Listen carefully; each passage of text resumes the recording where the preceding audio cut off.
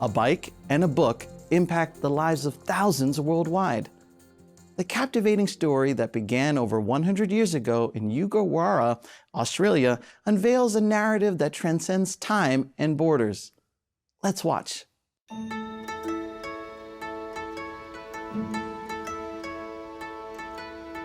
Imagine being in this location more than 100 years ago, when a bike-riding Adventist literature evangelist comes on the scene.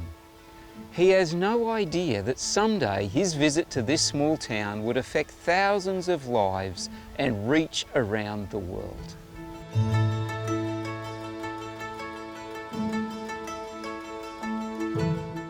I'm standing near Yugowara, a farming town just over 200 miles west of Sydney, Australia. In the 1890s, a literature evangelist by the name of Philip Reekie pedalled his bicycle down this road. He met Thomas Kent, a farmer, who ended up buying this copy of The Great Controversy. Mr. Kent became convinced about the Sabbath and started lending this book to his neighbouring farmers. He didn't know any Sabbath keepers, but wrote to the publishers of the book, and they told him about a group meeting in Sydney. He went to visit and was baptised in the Ashfield Seventh-day Adventist Church in 1898.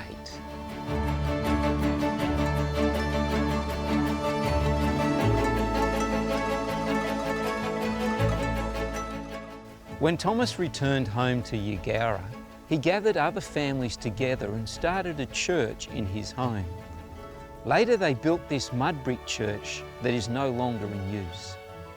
Little did Philip Reekie know what would be the impact of selling that one book. The legacy of this small group of farmers on the Seventh-day Adventist Church in Australia and around the world has been profound. Their descendants have included more than 100 denominational workers, pastors, educators, administrators, and missionaries in the South Pacific and throughout the world.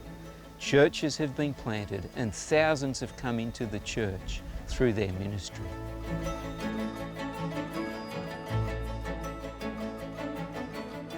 I just want to thank God that Philip Reekie, over 100 years ago, got on his bike and rode out into the middle of nowhere and shared the lovely message of Jesus with a farmer, Tom Kent.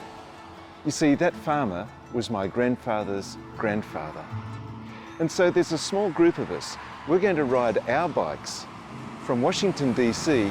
to St. Louis in tribute to Philip Reekie and his lovely ministry, and we're going to be sharing Adventist literature along the way. I put in months and years of hard labour with great controversy, and I knew I was sowing seed that would one day bear fruit. Our rejoicing now will not compare with the joy we shall feel when we meet in the kingdom of God, those for whom we laboured.